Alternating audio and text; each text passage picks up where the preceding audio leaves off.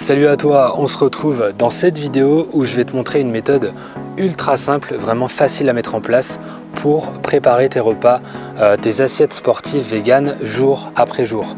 C'est vraiment une méthode, tu vois, qui est facile à mettre en place et c'est pas quelque chose qui est aussi cadré que sur un meal prep, dans le sens où tu vas pas préparer tes repas par exemple le dimanche pour toute la semaine, tu vas pas créer tous tes repas d'avance et ensuite tu les mets par exemple dans des lunchbox et tu as juste à les sortir pour les emmener au travail.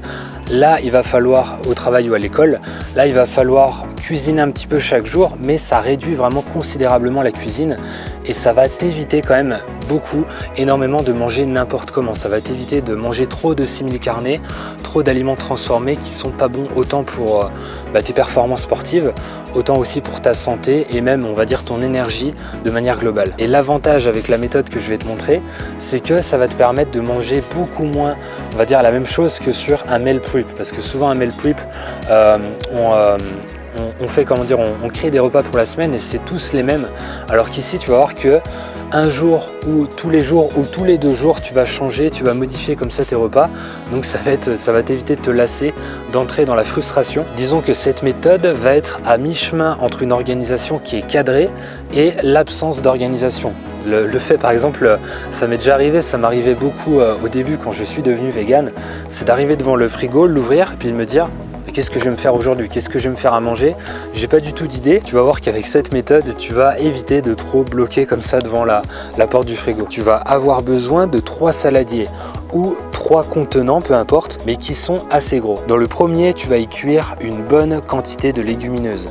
Donc ça peut être des pois chiches, des haricots rouges ou blancs, des pois cassés, des lentilles, etc. Dans le deuxième saladier, tu vas y cuire une bonne quantité de céréales ou de pseudo-céréales comme du riz, du quinoa, du millet, de la semoule, du sarrasin, etc. Enfin, dans le troisième saladier, tu vas y cuire une bonne quantité de légumes en mélangeant 2 ou 3 variétés de légumes différentes. Brocoli, poivrons, courgettes, champignons, carottes, etc., etc. Et la méthode, c'est quoi? C'est extrêmement simple. Tu vas commencer ta semaine en remplissant ces 3 saladiers. Donc pour avoir ça le lundi, on va dire que tu vas faire quand même ça le dimanche soir.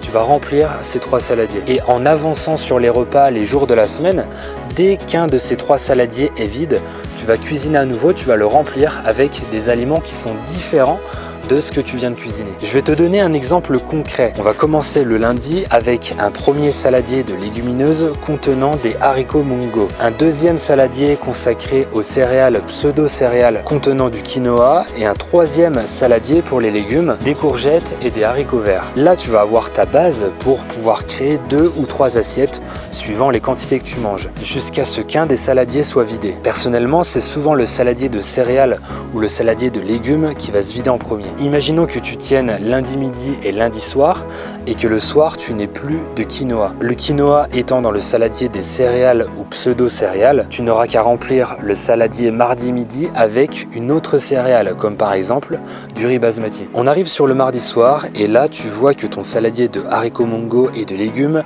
est vide. Tu vas donc bifurquer par exemple sur des falafels ou du tofu que tu peux couper en morceaux et inclure dans le saladier de légumineuses. Pour les légumes, tu peux choisir par exemple du poivron rouge et du chou frisé. Comme tu peux le voir, c'est une méthode vraiment simple à mettre en place et ça va te permettre de varier sans trop te prendre la tête. Ce qui est bien ici, c'est qu'avec un saladier contenant des légumineuses et un autre contenant des céréales, tu vas pouvoir éviter à coup sûr les déséquilibres en termes d'acides aminés pour avoir des protéines complètes. Bon, en soi, t'as pas forcément besoin de le faire, t'as pas besoin de te prendre la tête à faire légumineuses et céréales à chaque repas.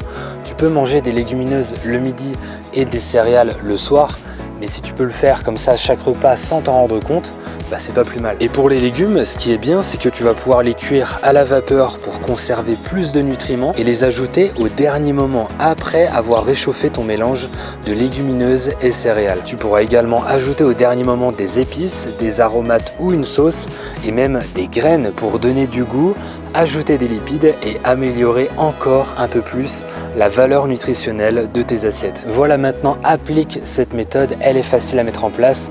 Et plus c'est facile, plus c'est simple comme ça à mettre en place, plus ça évite que tu te lasses et que tu manges des choses qui ne sont pas forcément de qualité. Ici, tu vas pouvoir faire le plein de protéines, glucides, lipides aussi si tu les ajoutes après, ainsi que de vitamines et minéraux pour atteindre tes objectifs sportifs, accélérer ta récupération et améliorer ta santé. Si tu veux aller plus loin, télécharge dès maintenant ton guide gratuit Nutrition Sportive Vegan.